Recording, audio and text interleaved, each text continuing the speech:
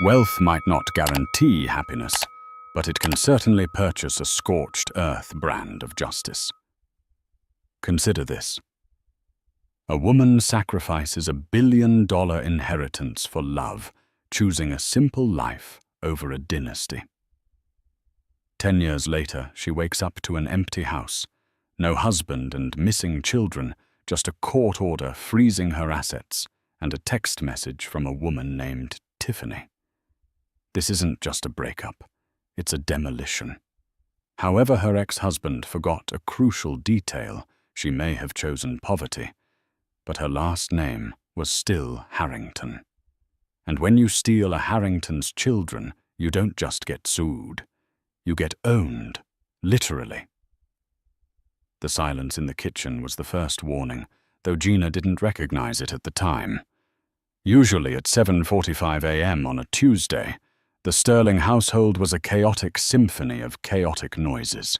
There should have been the grinding of the espresso machine, the thud of Noah's sneakers hitting the hardwood as he searched for his missing shin guards, and the high-pitched negotiation of 7-year-old Emma trying to convince her father that a tutu was appropriate attire for a math test. But today, there was only the hum of the refrigerator. Gina walked down the stairs, tying the sash of her silk robe, expecting to see Jason frantically buttering toast. "Jason, did you take them to school early?" she called out, her voice echoing slightly in the hallway. There was no answer. She moved into the kitchen.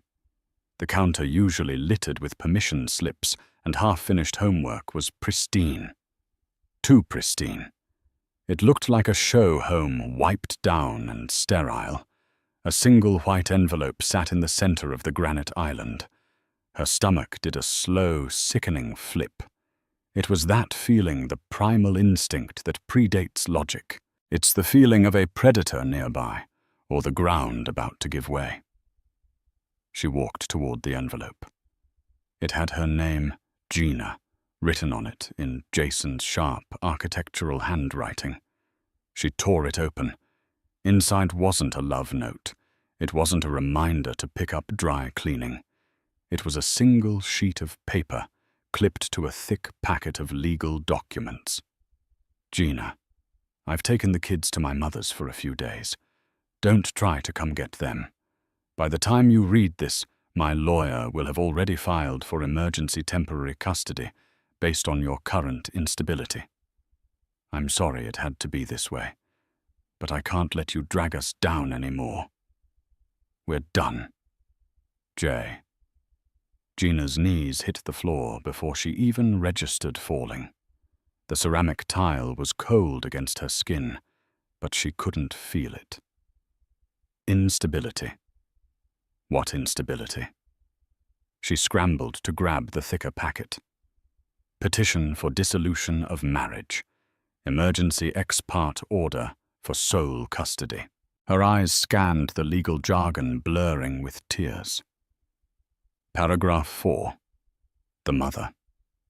Gina Sterling has exhibited erratic behavior, substance abuse issues involving prescription medication and emotional volatility that poses a danger to the minor children, Noah 10 and Emma 7. It was a lie. A fabricated, monstrous lie. She didn't even drink, let alone abuse pills. She was the PTA president. She was the one who baked gluten-free cupcakes for the class. She was the one who stayed up until 3 a.m., helping Noah with his science fair project on volcanoes, while Jason was working late at the firm. Working late. The realization hit her like a physical blow to the chest. The late nights, the new passwords on his phone, the sudden need for gym sessions at odd hours. She scrambled for her phone, her fingers trembling so hard she dropped it twice. She dialed Jason. Straight to voicemail. She dialed his mother, Linda. "Hello." Her voice was icy. "Linda, please, where are they? Let me talk to Noah and Emma." "I have been advised not to speak to you, Gina. You need to get help. Don't call here again, or we will call the police for harassment." The line went dead. Gina sat on the kitchen floor, the silence of the house now screaming at her. She was 34 years old. She had been married for 12 years. She had given up her career in art curation to raise their children. She had supported Jason while he built his architecture firm, from a garage startup to a city staple. And now she was being erased. She ran upstairs to the kids' rooms. Their closets were half empty. Their favorite toys, Noah's Lego Death Star, Emma's stuffed rabbit named Bun Bun, were gone. He had planned this. He had packed while she was sleeping. He had probably carried them out to the car at dawn, telling them some lie about a surprise trip. She needed a lawyer. She needed to fight. She grabbed her purse to find her credit card.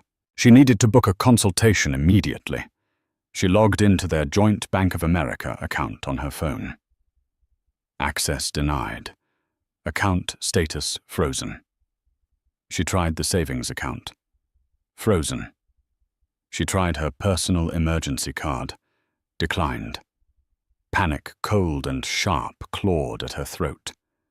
She checked the joint checking account balance before the screen locked her out.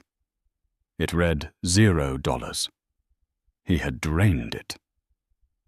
12 years of savings, the money from the sale of her grandmother's jewelry, the rainy day fund. All of it moved to an account she couldn't touch. She was trapped.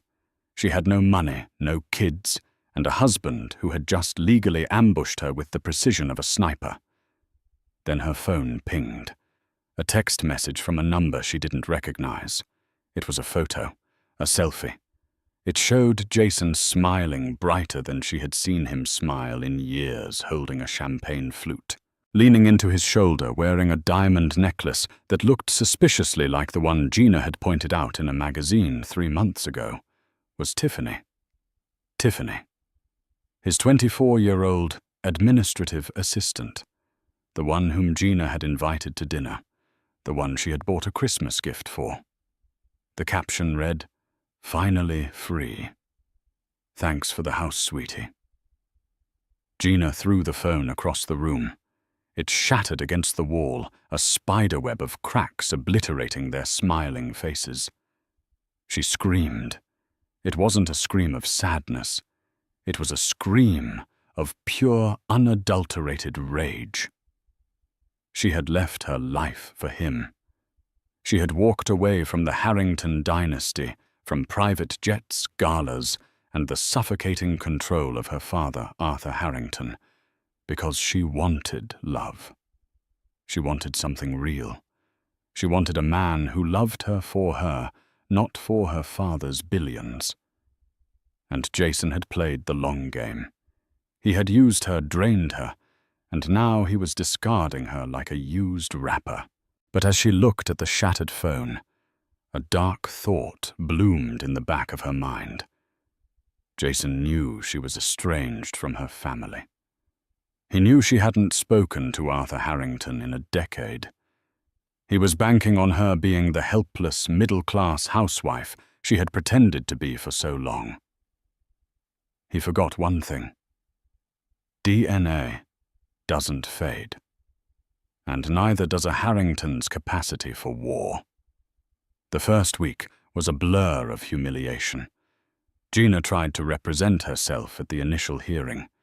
It was a disaster. She walked into the family court building, wearing her best suit, which was 3 years old, clutching a binder of printed bank statements and school records. Jason walked in, flanked by 3 men in suits that cost more than her car.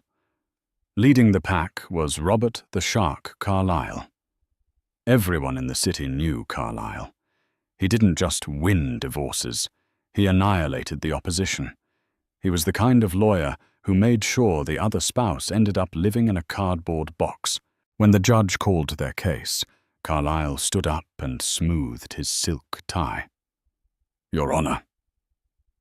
Carlyle said, his voice smooth as velvet dipped in poison. Mrs. Sterling is currently unemployed, has no fixed assets in her name, and as the affidavits show, has been suffering from severe paranoid episodes. We are simply asking for temporary sole custody to ensure the children's safety until Mrs. Sterling can prove she is stable." "That's a lie," Gina shouted, standing up. "He stole my money. He's with his assistant. Your Honor." Carlyle sighed, looking at the judge with pity. "See the outbursts, the delusion. We have statements from neighbors saying they heard screaming coming from the house just 2 days ago." "Yeah, the scream when she saw the photo of Tiffany. They were twisting her grief into madness." The judge, a tired-looking man named Judge Reynolds, looked at her over his spectacles. "Mrs. Sterling, without legal counsel, I cannot advise you to speak. However, given the evidence presented by Mr. Sterling's counsel regarding your financial instability and the alleged mental health concerns, I am granting temporary custody to the father. Visitation will be supervised pending a psychological evaluation." Supervised. She couldn't even take her children to the park. She had to pay a stranger to watch her hug her own son. "And regarding the assets," the judge continued, "Mr. Sterling claims the funds were moved to a trust to protect the children's future education from your spending habits. This will be reviewed at the final hearing in 3 months. Gina walked out of that courtroom shaking. Jason passed her in the hallway. He didn't look at her. But Tiffany was there, waiting by the elevator. She smirked, a tiny, victorious twitch of her lips. "Don't worry, Gina," she whispered as Gina passed. "I'll make sure Emma brushes her hair." That was the moment. That was the moment the sadness evaporated and the ice set in. She went back to the empty house. She had 48 hours to vacate. Carlyle had filed a motion for exclusive use of the marital residence, and the judge had granted it. She was being kicked out of the house. She had painted the house where she had nursed babies and hosted Thanksgivings. She packed her clothes into garbage bags because she couldn't afford suitcases. She put the few pieces of jewelry she had left, simple things, nothing valuable, into her purse. She drove to a motel on the outskirts of town, the Starlight Inn. The neon sign buzzed and flickered, the L burnt out, so it read Star-ite Inn. The room smelled of stale smoke and lemon pledge. She sat on the lumpy mattress and looked at her reflection in the cracked mirror. She looked old, tired, defeated. She checked her wallet. She had $42 in cash. She had no job. She had no lawyer. She had no home. Jason had calculated this perfectly. He knew she had too much pride to ask for help. He knew she had cut ties with her father when she was 22 because Arthur Harrington had told her, "That boy is a gold digger, Gina. If you marry him, you do it without a penny of my money." She had screamed at her father. She told him he was a cynical old tyrant. She told him love mattered more than his empire. She walked out and never looked back. She changed her name, lived simply, and proved him wrong. Or so she thought. Turns out Arthur Harrington was right. God, it hurt to admit that. It burned like acid. Her father was right. Jason was a gold digger. He just played the long con. He waited until he had sucked the youth and energy out of her, used her social grace to charm his clients. And now that he was successful, he was trading her in for a newer model. She lay back on the motel bed and stared at the water stains on the ceiling. She could give up. She could get a job as a waitress, live in this motel, and see her kids for 2 hours on Saturdays, under the watchful eye of a court-appointed social worker. Or she could do the hardest thing she had ever done. She could pick up the phone. She reached for her cracked cell phone. Her thumb hovered over the contacts. She didn't have his number saved.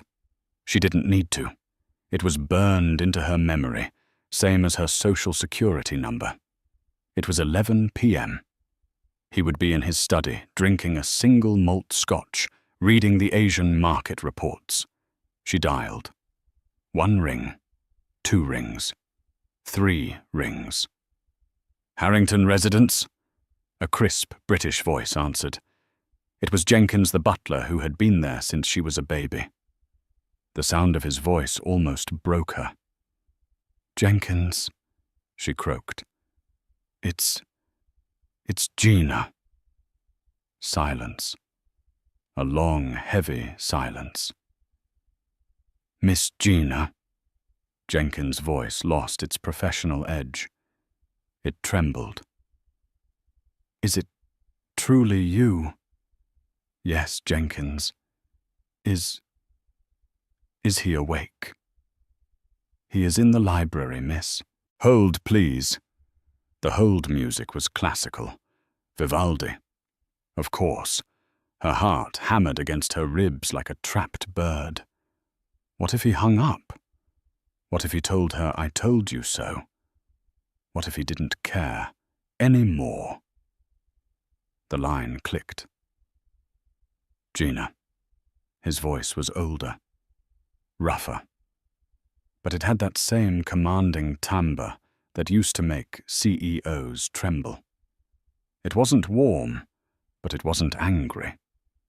It was just waiting. "Dad," she whispered, and the word felt foreign on her tongue. "It's been 10 years, Gina. You haven't called on birthdays. You haven't called on Christmas.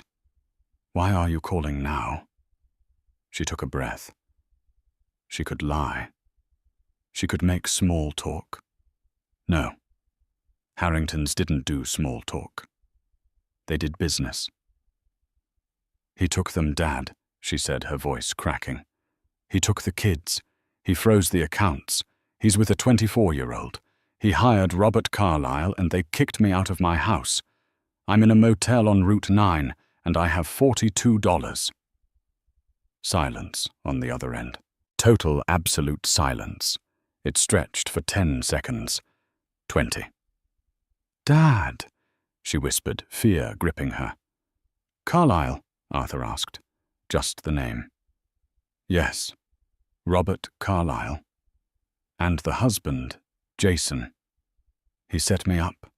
He painted me as unstable. He took Emma and Noah."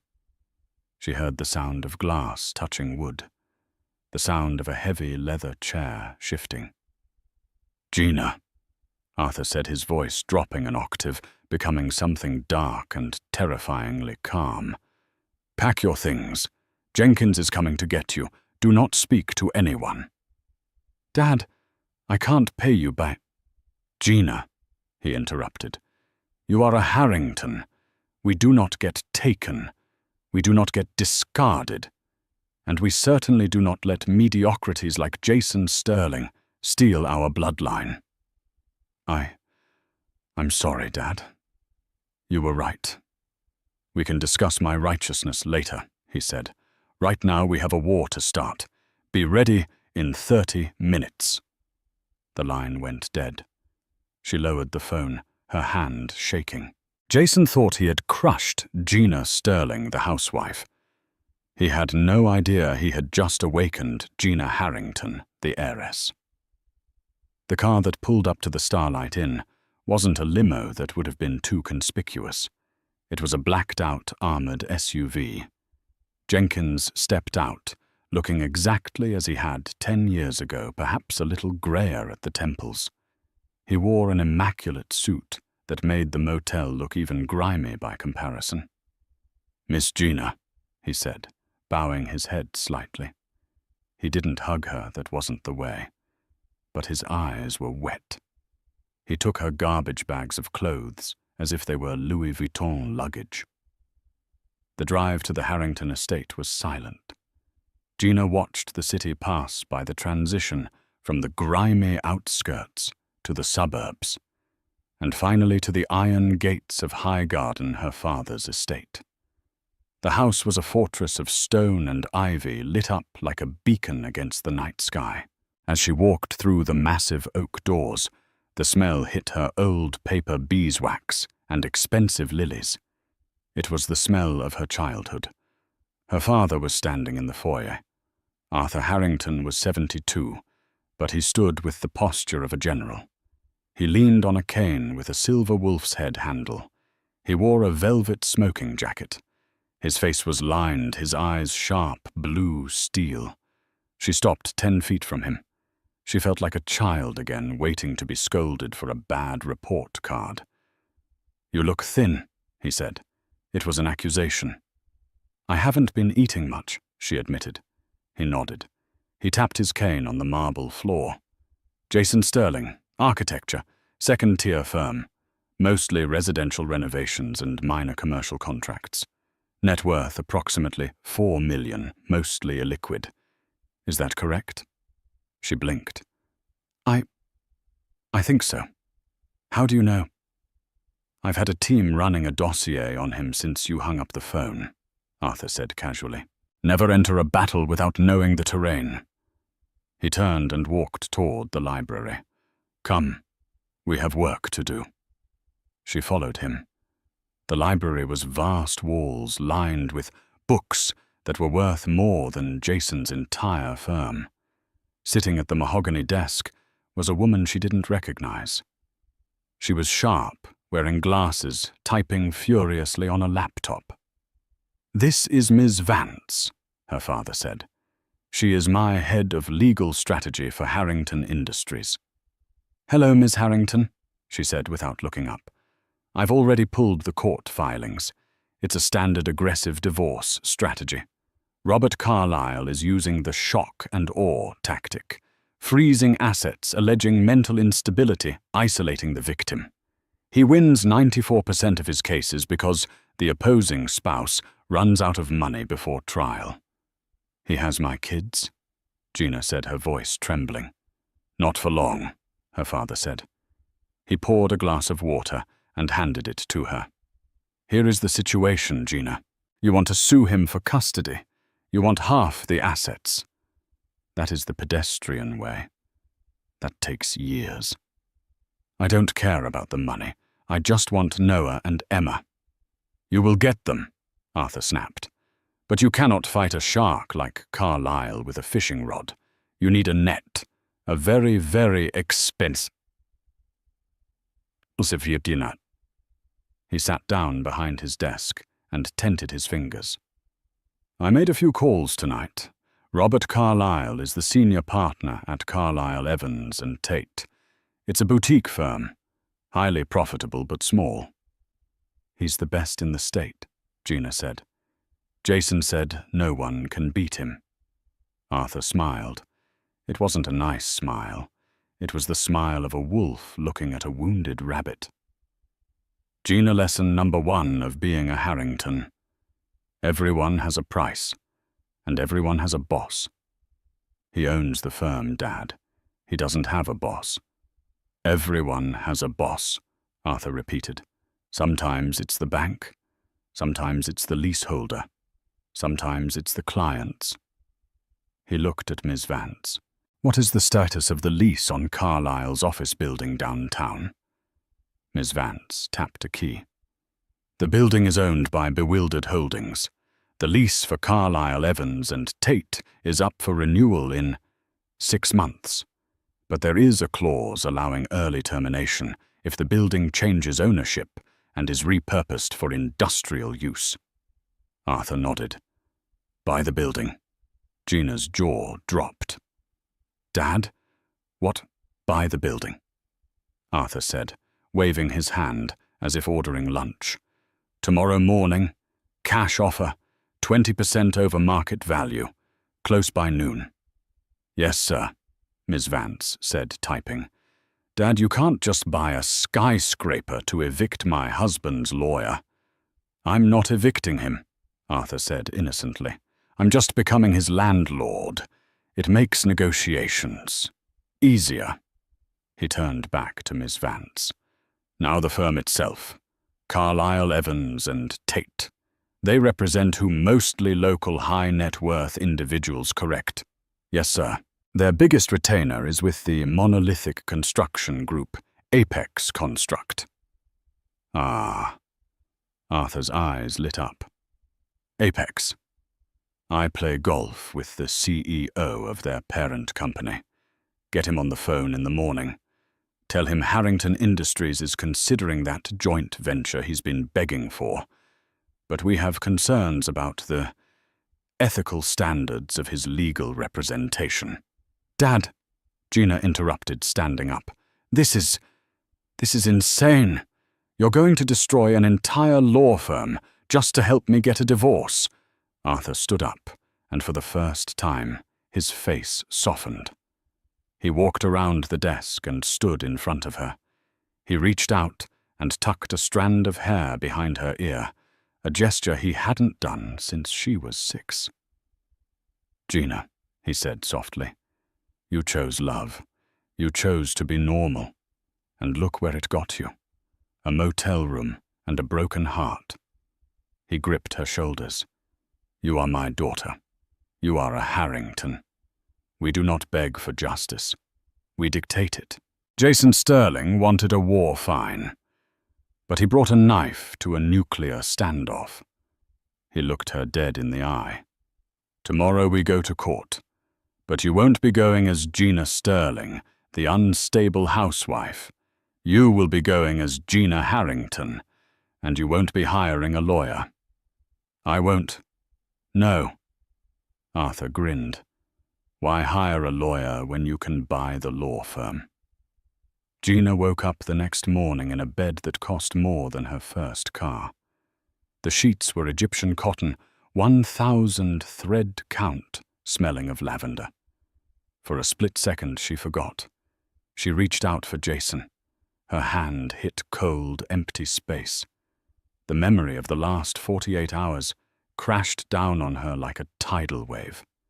The empty house, the frozen accounts, Tiffany's smirk, her children, Noah and Emma, waking up in a strange house, probably being told Mummy was sick or crazy or didn't love them anymore. She sat up, gasping for air. But this time the panic didn't paralyze her. It fueled her. A knock at the door. Enter, she said. A team of 3 women walked in, wheeling a rack of clothing. They weren't maids. They looked like stylists from Vogue. Good morning, Miss Harrington, the lead stylist said. Your father requested we update your wardrobe for court today. He specified that the aesthetic should be unapologetic. She looked at the rack. Gone were the soft cardigans and floral dresses of Gina Sterling, the suburban mom. In their place were structured blazers, sharp pencil skirts, and stilettos that looked like weapons. Colors of power, charcoal, navy, black, crimson. I don't need this, she muttered, touching the fabric of a Chanel suit. I'm just going to a hearing. Ms. Harrington, the stylist said gently. You aren't dressing for a hearing. You are dressing for a coronation. She put on the suit. It was black, tailored to within an inch of its life. When she looked in the mirror, Gina Sterling was gone. The woman staring back at her had cold eyes and a jaw set like granite. She pulled her hair back into a tight, severe bun. She put on the diamond studs her grandmother left her. The only thing Jason hadn't been able to steal because she wore them constantly. She walked downstairs. The library was buzzing with activity. It looked less like a home office and more like a war room. Her father was on the phone, his back to her. I don't care about the penalty fees, George. Pull the funding. Yes, immediately. If they complain, tell them to call me. He hung up and turned. He looked at her, and a flicker of pride crossed his face. Better, he said. Much better. You look like your mother. Ms. Klein, formerly Ms. Vance, approached with a tablet. Update, sir. We've acquired the building at 400 West Market Street. The deed transfer was expedited at 8:00 a.m. We are officially the landlords of Carlisle, Evans and Tate. Excellent, Arthur said. And the second phase, The bank holding the firm's line of credit was more than happy to sell the debt package to us, given the premium you offered. As of 8:30 a.m., Harrington Industries effectively owns the operating capital of Jason's legal team. Gina stared at them. You bought their debt. Law firms are expensive to run, Gina, Arthur explained, pouring himself a coffee. Payroll lease insurance. They run on credit. Mr. Carlyle is leveraged up to his eyeballs to pay for his Hamptons house and his mistress's apartment. I now own that leverage. So what does that mean? She asked. It means, Arthur said, checking his watch, that when Robert Carlyle walks into court today, he works for me. He just doesn't know it yet. Her phone buzzed. It was Jason. Her instinct was to ignore it. Answer it, Arthur commanded. Put it on speaker. She tapped the screen. Hello, Jason. Gina. Jason's voice was dripping with false concern. Look, I know yesterday was hard. I'm calling because, Tiffany thinks we should be generous. We're willing to let you have the kids every other weekend, unsupervised, if you sign the divorce papers today. No alimony, no contest on the assets. She felt the blood boil in her veins. Generous. You stole my money, Jason. You kidnapped our children. Don't use words like kidnap, Gina. It sounds hysterical. I'm trying to help you. If you fight this, Carlyle will destroy you. You know that. You have no money. You have no home. Just sign the papers, move into a nice little apartment, and let us be happy. She looked at her father. He gave her a nod. Finish him. Jason, she said, her voice steady and cold. Do you remember when we met? You asked me why I never talked about my family. What, who cares? Gina, stop stalling. I never talked about them because I wanted to see if you could make it on your own. You couldn't. You needed my emotional labor to build your business, and now you think you can discard me. I'm hanging up, Jason snapped. See you in court. Hope you enjoy representing yourself. I won't be representing myself, she said. And Jason, one more thing. What? Make sure Tiffany enjoys that necklace. It's going to be the most expensive piece of jewelry she never gets to keep. She hung up. Her father actually smiled. That's my girl. Now let's go. The car is waiting. We walked out to the driveway. This time there was a limousine. A convoy, actually. 2 black SUVs and the limo. Dad, isn't this overkill? She asked. Psychological warfare, Gina, he said, opening the door. We don't just want to win. We want to traumatize. The family court building was a depressing place. It smelled of floor wax and broken dreams. Usually people walked in with their heads down, shuffling papers, looking defeated. When the Harrington convoy pulled up to the curb, traffic stopped. Gina stepped out of the limo, flanked by 2 security guards and her father. The paparazzi weren't there. This was family court. Not a movie premiere, but the people outside stopped and stared. They moved like a phalanx through the security checkpoint. Her father didn't even take off his coat. He just walked through the metal detector, and when it beeped, the guard looked at him, recognized Arthur Harrington, and simply waved him through. Power has its privileges. They took the elevator to the 4th floor. Department 12, Judge Reynolds. They walked toward the courtroom doors. She saw them through the glass. Jason was sitting at the respondent's table looking relaxed. He was laughing at something Tiffany was whispering in his ear. She was wearing a white dress, an audacious choice for a mistress. And yes, she was wearing the diamond necklace. Robert Carlyle was there, organizing his files. He looked confident, smug. He was the shark in the tank. Her father put a hand on her arm before they entered. Remember, he whispered, you don't look at Jason. You look through him. He is furniture. He is irrelevant. The bailiff opened the doors. "All rise," the bailiff called out, though the judge hadn't entered yet. He called it out because Arthur Harrington had walked in. The room went silent. Jason turned around. His smile faltered. He squinted, trying to process what he was seeing. He saw her, Gina, the wife he thought was destitute, wearing a $5,000 suit, looking like a CEO. Then he saw the man beside her. Jason's face went the color of curdled milk. He knew who Arthur Harrington was. Everyone in the city knew. But he had never met him. Gina had kept them apart for a decade. "Gina," Jason mouthed. They didn't sit at the frantic, cluttered table usually reserved for self-represented defendants. They walked to the empty table on the right. Her father sat down in the gallery, directly behind her. He crossed his legs and rested his hands on his cane. He looked like a king watching a gladiator match he had already rigged. A new man walked in and sat beside her. This was her attorney, not a family law attorney.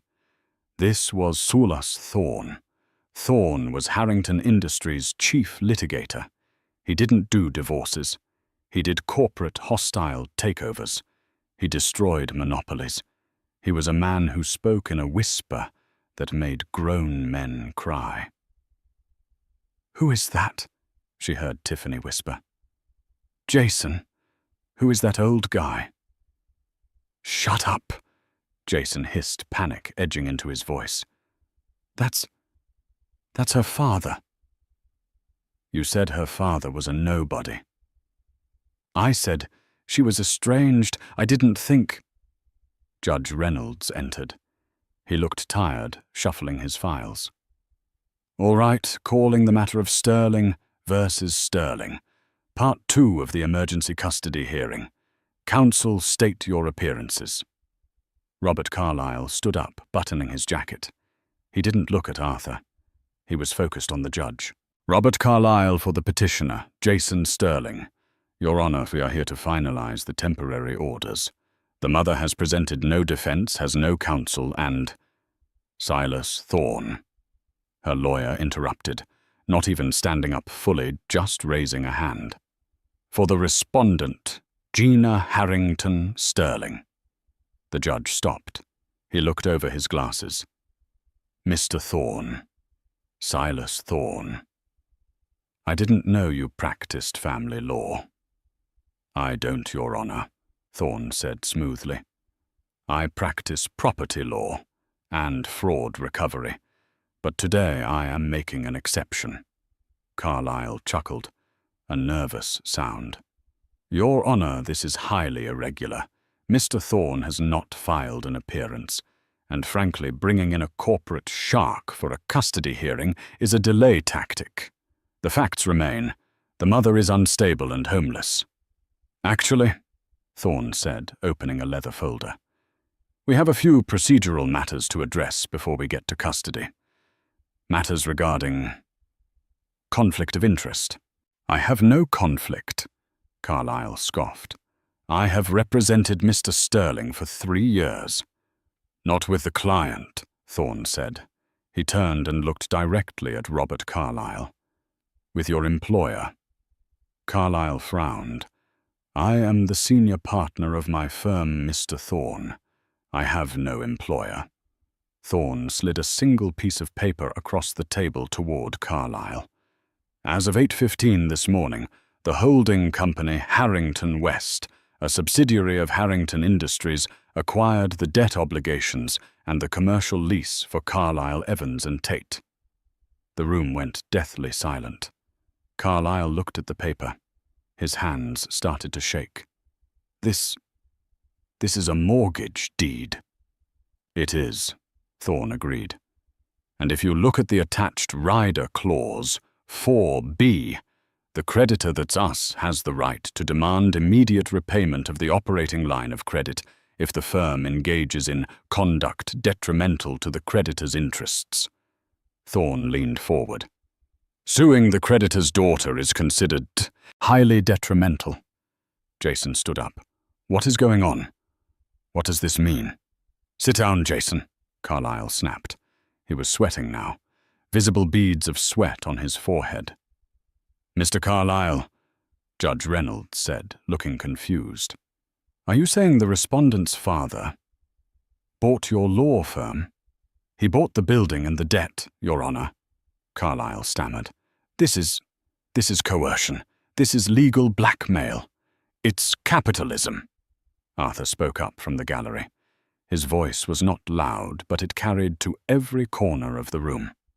And I believe, Mr. Carlyle, you have a board meeting in 20 minutes. I suggest you check your email. Carlyle pulled out his phone. He swiped the screen. His eyes widened. My partners, he whispered.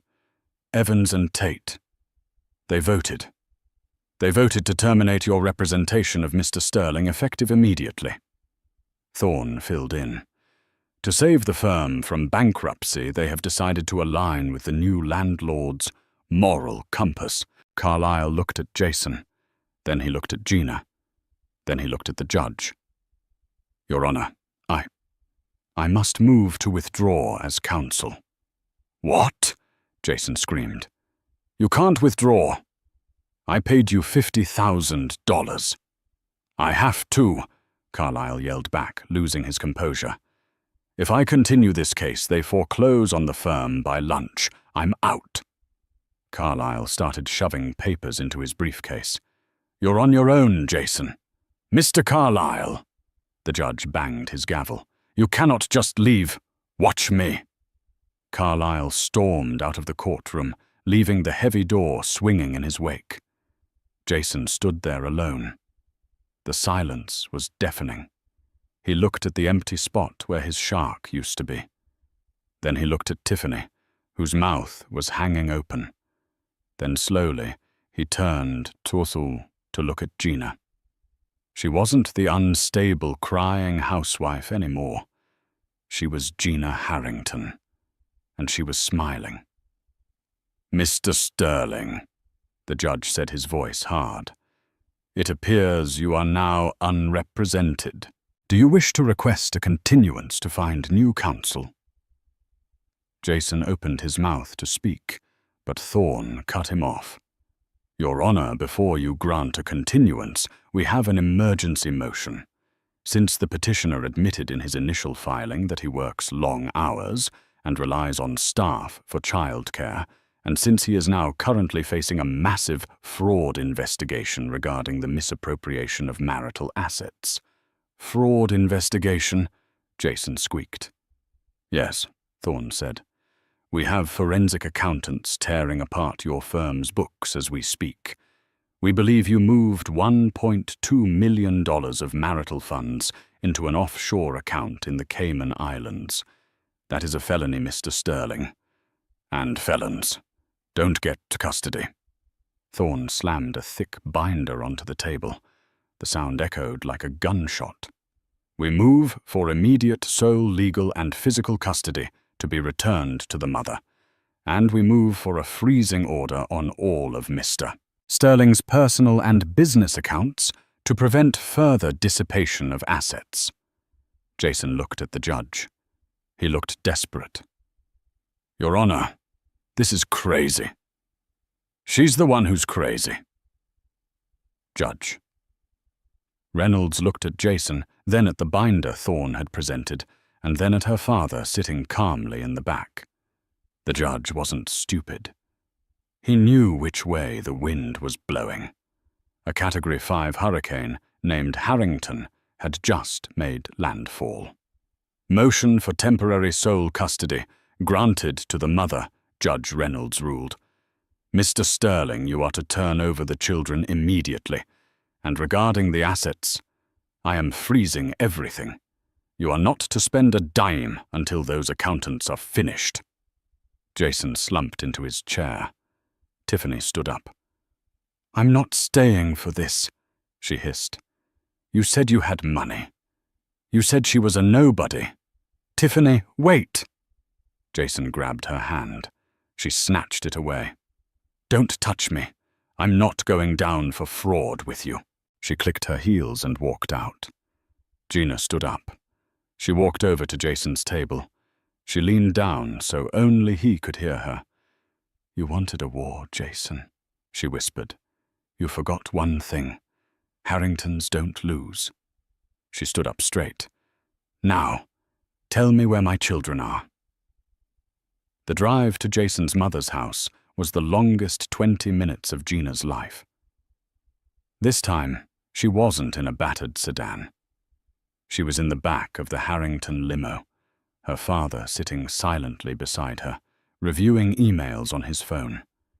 He knew when to speak and when to let the silence do the work.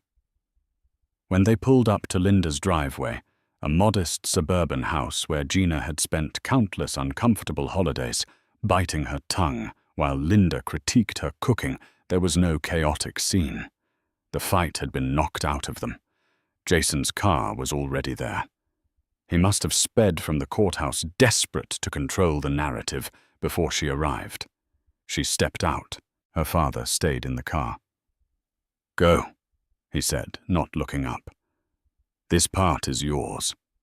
She walked to the front door. It opened before she could knock. Linda stood there, her face a mask of pinched disapproval. But behind that mask was fear. She had heard what happened. She knew the accounts were frozen. She knew her son's empire was currently being dissected by forensic accountants. "They're in the living room," she muttered, stepping aside. Gina walked in. Noah and Emma were sitting on the couch, their backpacks at their feet, looking small and confused. Jason was kneeling in front of them, talking fast, his hands waving. "And Mommy has been very sick, guys, so we have to be patient with her." "Okay. She might act strange because I'm feeling much better, actually," Gina said, her voice cutting through the room like a razor. Jason froze. The kids looked up. "Mommy!" Emma screamed, launching herself off the couch. Noah, older and more cautious, stood up slowly, his eyes wide. Gina caught Emma in mid-air, burying her face in the child's hair. She smelled like strawberry shampoo and fear. She held her tight enough to bruise, letting the tears she had held back in court finally fall. "I missed you so much, baby. I missed you so much." She looked at Noah. "Come here, Bug." He ran to her, then the stoic preteen act crumbling. They huddled there on the carpet, a tangle of limbs and relief. Jason stood up, smoothing his pants. He looked diminished. Without his expensive lawyer and his narrative of control, he was just a man in a rumpled suit who had gambled everything and lost. "I was just telling them," Jason said, his voice tight, "that we're going to figure this out, civilly." Gina stood up, keeping the kids behind her. "Pack your things, kids. Go to the car. Grandpa is waiting with snacks." "Grandpa?" Noah asked, eyes wide. "Grandpa Arthur." "Yes, go." They ran out the door. She turned to Jason. The room was quiet. Linda was hovering in the kitchen doorway, wringing her hands. "You think you've won?" Jason spat the venom finally leaking out. "Because your daddy swooped in to save you. You're pathetic, Gina. You couldn't handle me, so you called in the cavalry." "I didn't call the cavalry because I couldn't handle you," Gina said calmly. "I called them because you broke the rules. You didn't just leave Jason. You stole. You lied. You weaponized our children." "It's my money. I earned it." "We'll see what the audit says," she replied. "By the way, Silas Thorne is sending a team to your office at 2 p.m. to secure the servers. I'd suggest you be there to unlock the door, or they'll just take the door off the hinges." She walked out. She didn't look back. The next 2 weeks were a masterclass in destruction. Gina moved back into the house, well, her house now. The court order gave her exclusive use. Jason was staying at his mother's, sleeping in his childhood twin bed. Her father didn't just fund the legal battle. He orchestrated the forensic dismantling of Jason's life. He flew in a team of 4 forensic accountants from Chicago. They set up shop in her dining room, turning it into a command center of spreadsheets and coffee cups. On day 3, the lead accountant, a woman named Miss Cheng, called her in. "Mrs. Sterling, you need to see this." She turned her laptop screen toward Gina. "This is your husband's business expense ledger for the last 18 months. See these recurring payments to Consulting Group Alpha." "Yes," Gina said. "He said they were structural engineers." "They aren't," Ms. Cheng said dryly. "Shell Company, registered to a P.O. box in Nevada. The sole signatory is Tiffany Miller." Gina felt the air leave her lungs. "How much over the last year?" $240,000. He was funneling company profits that are marital assets directly to his mistress. He bought her a condo. He bought her a lease on a Mercedes. He paid for her student loans. And here, she pointed to another column. The Cayman account. It wasn't just savings. He was taking out loans against your house, forged signature, by the way, and moving the cash offshore. He was leveraging you into bankruptcy to fund his escape plan. It was worse than she thought. He hadn't just fallen out of love. He had been systematically robbing her blind while sleeping in her bed. He was planning to leave her with the debt while he sailed off into the sunset with Tiffany. "What does this mean legally?" she asked. Silas Thorne, who was leaning against the doorway eating an apple, answered, "It means, Gina, that this isn't a divorce anymore. It's a RICO case. We have him on fraud, embezzlement, forgery, and tax evasion. If we hand this binder to the district attorney, Jason goes to federal prison for 10 to 15 years. He took a bite of the apple. "The question is, do you want him in prison, or do you want him destroyed in a way that hurts more?" She looked at the numbers on the screen. She thought about the text message. "Thanks for the house, sweetie." She thought about her son's confused face when he asked if she was crazy. "Prison is too easy," she said. "He'd be a martyr. He'd blame the system. I want him to know exactly who beat him. I want him to sign it all away." Thorne smiled. "I'll set up the settlement conference." The conference room at Harrington Industries was on the 45th floor. It had a view of the entire city, the city Jason had tried to conquer, the city that was now swallowing him whole. Gina sat at the head of the table. Her father sat to her right. Silas Thorne sat to her left. They waited. Jason arrived 10 minutes late. He looked awful. He had lost weight. His suit was wrinkled. He was alone. No lawyer would touch him. The word was out, Jason Sterling was toxic. He was radioactive. Representation by him was a career suicide mission, because Arthur Harrington would buy your firm and fire you. Jason sat down at the far end of the long marble table. He placed a thin folder in front of him. He looked at Gina, then quickly looked away. "Let's get this over with," he muttered. "We aren't in a rush," Thorne said pleasantly. "We have coffee. Water, no shame." Thorne slid a document across the table. It was thick, about 50 pages. "The proposal is simple, Mr. Sterling.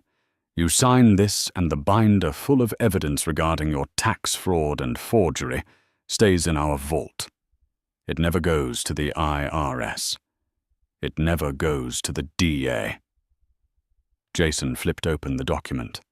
He scanned the first page. His face went pale. This says I give up everything." "Correct," Thorne said. "I give up my equity in the firm." "The firm is bankrupt, Jason." Gina spoke up. "You drained it. It has no value. We are actually doing you a favor by taking the debt off your hands. I give up the house you mortgaged with a forged signature, Thorne asked. Yes, that's Gina's house. And custody. Jason's voice cracked. Full sole custody to Gina I only get. What is this 1 weekend a month? Supervised. You tried to kidnap them, Jason, Gina said softly. You proved you are a flight risk. You proved you put your own ego above their stability. I can't sign this, Jason slammed the table. I won't. This is slavery. I'll be destitute. I'll have nothing. You'll have your freedom. Her father spoke for the first time. His voice rumbled like thunder. Which is more than you deserve. I won't do it. I'll take my chances in court. Jason stood up to leave. Sit down, Jason, Gina said. He stopped. Or what? She pulled out her phone. She played a recording. It was a voicemail. Hey, Tiffany, it's Jason. Look, don't worry about the audit. I shredded the files on the Nevada Shell Company. They'll never find the trail. Just keep your mouth shut, and we'll be drinking margaritas in Cabo by Christmas. She stopped the recording. Ms. Cheng found the shredded files in your digital recycling bin, she said. Restoring them took about 10 minutes. That voicemail combined with the restored files. That's obstruction of justice. That's 5 years added to the sentence. Jason slowly sat back down. He looked at the phone. He looked at her. Tiffany gave you that voicemail, he whispered. Tiffany, Gina said with a smile, was very eager to cooperate once we explained that she was listed as a co-conspirator. We offered her immunity in exchange for access to her cloud account. She took the deal, Jason. She sold you out for a plane ticket back to her parents' house in Ohio. The betrayal hit him harder than the lawsuit.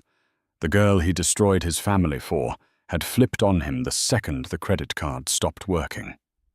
Jason slumped. He put his head in his hands. He began to weep. Not noble tears, ugly, gasping sobs of a man who realized the walls had closed in. Please, he begged. Gina, please. I built that firm from nothing. It's my identity. No, Gina said. I built that firm. I hosted the dinners. I designed the logo. I managed the books in the early days. I raised the children so you could work 80 hours a week. You didn't build it, Jason. We built it. And you burned it down. She slid a pen across the table. It was a cheap plastic pen. Sign it. He picked up the pen.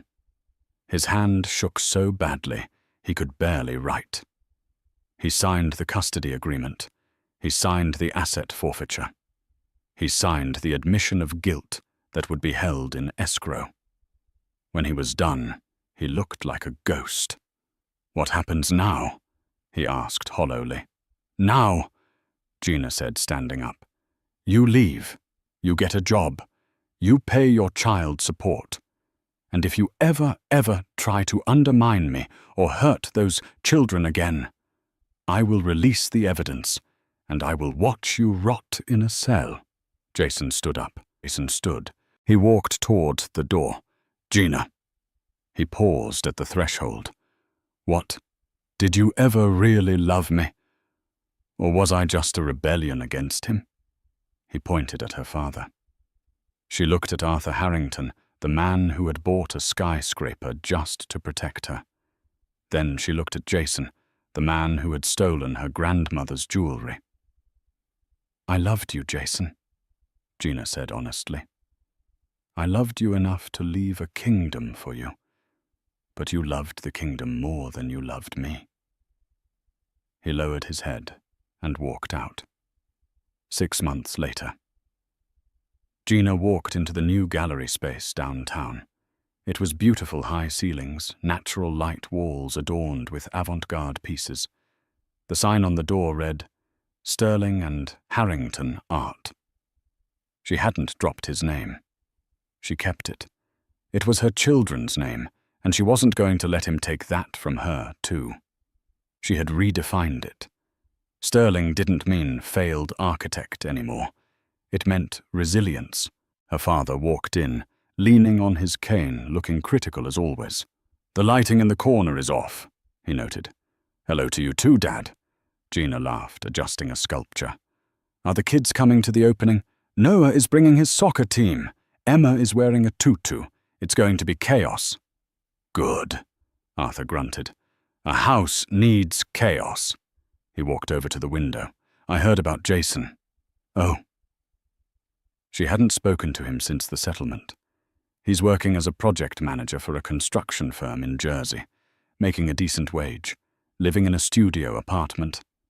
"Is he?" "Yes, and he's seeing the kids this weekend." "Supervised?" "Yeah, he takes them to the zoo. He's trying. I think hitting rock bottom was the only way he could actually learn to be a father." "Perhaps," Arthur said. He turned to her. "You did good, kid. You didn't just win. You ruled." Gina looked out the window at the city skyline. She wasn't the naive girl who ran away from her fortune anymore. And she wasn't the victimized housewife. She was Gina. She was a mother. She was a fighter. And yes, she was a Harrington. She touched the necklace around her neck, the one Jason had given Tiffany, which she had reclaimed as part of the settlement. She had melted down the setting and had the diamond reset into a sharp, solitary pendant. A trophy. "Come on, Dad," she said, taking his arm. "Let's go open the doors. I have a life to live." And that, my friends, is how you handle a betrayal. Gina didn't just get mad, she got smart and she got even. Jason thought he could crush her because she was kind, but he forgot that kindness isn't weakness. He woke up a sleeping giant and paid the ultimate price: his reputation, his fortune, and his control. It's a brutal reminder that when you marry someone, you're marrying their family too, and you better make sure you don't cross the wrong one. Gina proved that the best revenge isn't just living well. It's owning the building your ex-husband works in. If you enjoyed this story of justice served cold, please hit that like button. It really helps the channel grow. And if you want more stories about cheaters getting exactly what they deserve, make sure to subscribe and turn on notifications. Let me know in the comments. Would you have sent Jason to prison, or was leaving him with nothing a better punishment? I'll see you in the next video.